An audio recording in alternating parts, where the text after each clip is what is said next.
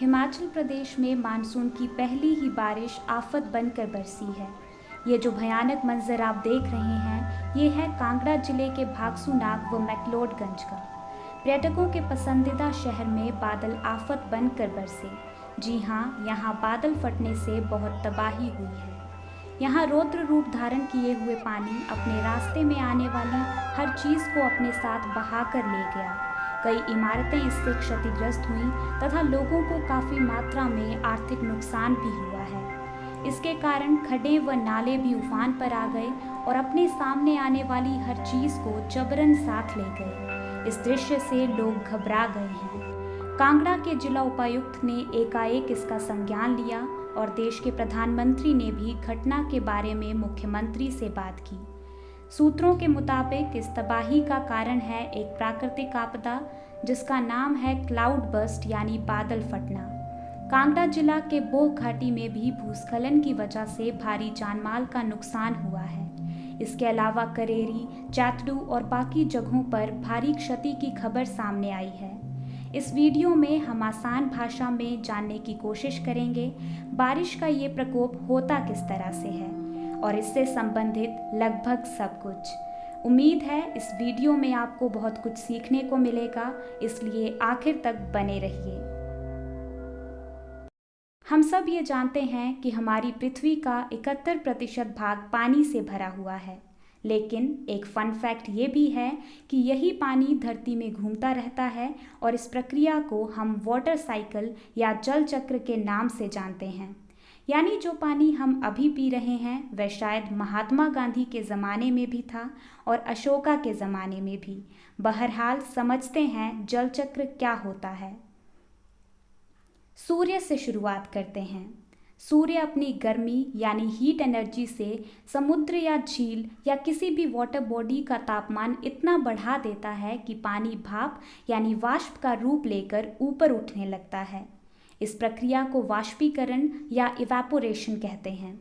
आस पड़ोस की भाप से जुड़ जुड़कर बूंदें बादल का रूप ले लेती हैं, जो हवाओं यानी विंड की मदद से वायुमंडल में प्रेशर ग्रेडियंट यानी दाब प्रवणता से यहाँ वहाँ घूमती फिरती हैं।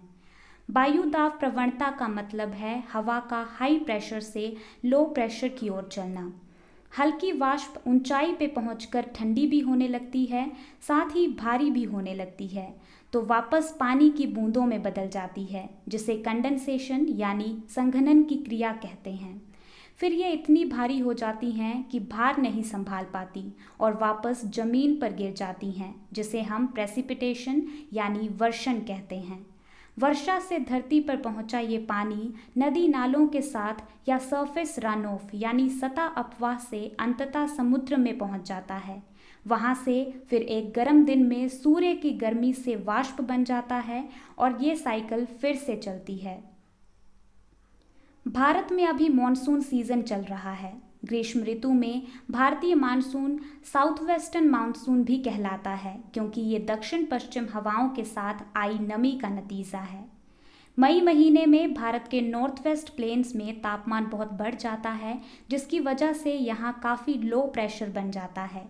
इस दौरान दक्षिणी महाद्वीप में जो ट्रेड विंड्स घूम रही होती हैं और जिनका प्रेशर काफ़ी हाई होता है, वह भारतीय महासागर से साउथ ईस्ट ट्रेड विंड्स के रूप में अरब सागर से होते हुए यानी भारत के दक्षिणी छोर से होते हुए लो प्रेशर इंडियन प्लेन्स की ओर आती हैं और अपने साथ समुद्र से नमी भी उठा लाती हैं।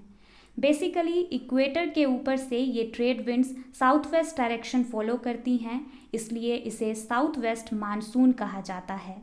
सामान्यतः जून के पहले महीने में ये हवाएं भारत के तटीय क्षेत्रों में बारिश करती हैं, जिनमें केरल, कर्नाटक, गोवा, महाराष्ट्र आदि शामिल हैं, और इसके बाद ये भारत के अंदरूनी भागों में जुलाई के पहले महीने में बारिश करती हैं। नॉर्थ ईस्ट में पहाड़ों आदि से टकराकर ये हवाएं नॉर्थ वेस्ट की ओर मुड़ जाती हैं और वहाँ बारिश होती है। इस दौरान अंतः उष्णकटिबंधीय अभिसरण क्षेत्र भी नीचे को शिफ्ट होने लगता है। भूमि का प्रेशर दक्षिणी महाद्वीप के मुकाबले अधिक हो जाता है और हवाएं फिर हाई प्रेशर से लो प्रेशर की ओर बढ़ती हैं और मानसून वापस जाता है। मोटा माटी हम ये तो जान गए कि बारिश होती कैसे है, मानसून कैसे आता है, लेकिन बादल फटने का क्या मतलब है। इसे ऐसे समझिए कि बादल पानी से भरा गुब्बारा है और इसमें अचानक से छेद हो जाता है। जाहिर सी बात है कि बादल का बहुत पानी एक ही जगह पर पूरी गति के साथ एकाएक गिरेगा। यही बादल फटना है। मौसम वैज्ञानिकों के मुताबिक इस दौरान 1 घंटे में 100 mm या उससे अधिक वर्षा छोटे से क्षेत्र में बहुत जल्दी जल्दी हो जाती है। यानी बादलों में भरा सारा पानी कुछ ही मिनटों में एक ही जगह पर बरस जाता है, गिर जाता है। इससे विकराल बाढ़ आ जाती है, माल की हानि होती है। बादल फटने का पूर्वानुमान लगाना तो मुश्किल है, लेकिन इसका पैटर्न जरूर जाना जा सकता है। जो जगह चारों ओर से पहाड़ों से घिरी हो और बीच में चपटा मैदान हो, वहां अक्सर बादल फटने की घटनाएं देखी जाती हैं। असल में ऐसे कटोरी नुमा जगहों में बादल परत दर परत फंस जाते हैं। ऐसे में जब नए गर्म वाष्प वाले बादल ठंडे बादलों से टकराते हैं तो विशाल बिजली कड़कती है। बादलों में अब पानी बहुत हो जाता है, लेकिन मौजूद बिजली पानी को जकड़ कर रखती है, बरसने नहीं देती। बाद में फिर जब नए बादल पुराने बादलों में मिलते हैं, बादल करीब 1000 से लाखों टन तक भारी हो जाते हैं और अपना सारा भार वो संभाल नहीं पाते और कुछ ही मिनटों में उस 100 मीटर के दायरे में गिर जाते हैं। ये पानी साथ में पहाड़ों की बड़ी चट्टानों से पेड़, रेत, पत्थर भी कीचड़ के रूप में ले आते हैं और रास्ते की हर चीज को नष्ट करते फिरते हैं। इस प्रचंड गुस्सैल पानी से नदियां भी नहीं बच पाती। पानी से सटे जगहों में बनी इमारतों इत्यादि को तो ये साथ ले ही जाते हैं, लेकिन कहीं कहीं उफान से मिट्टी को कमज़ोर कर देते हैं, जिसमें भूस्खलन आदि भी देखा जा सकता है। मानसून के आने पर ये घटनाएं उत्तराखंड, मनाली और कश्मीर में देखी जाती हैं। बीते दिनों धर्मशाला में भी यही प्रकोप देखा